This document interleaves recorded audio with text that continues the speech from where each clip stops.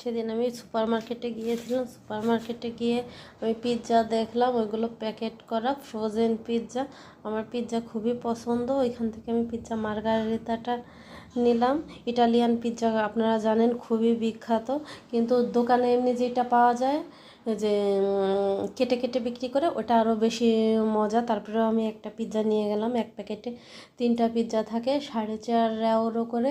এই পিৎজাগুলো আপনারা পেয়ে যাবেন অ্যাওয়ার স্পিন মার্কেটে। যারা ইটালিতে থাকেন তারা সবাই জানেন অ্যাওয়ার স্পিন খুবই বিখ্যাত একটা মার্কেট, এবং মধ্যবিত্ত এবং স্বল্প আয়ের মানুষের জন্য এটা খুবই ভালো একটা মার্কেট। দাঁড়ান, আমি এখন এই পিৎজাটাকে আনবক্স করি।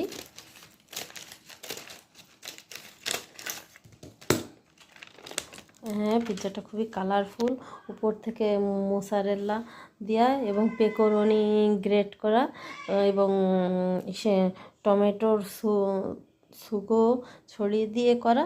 এটাকে এখন গরম করব, তারপরে আমি আমার সকালের নাস্তা করব।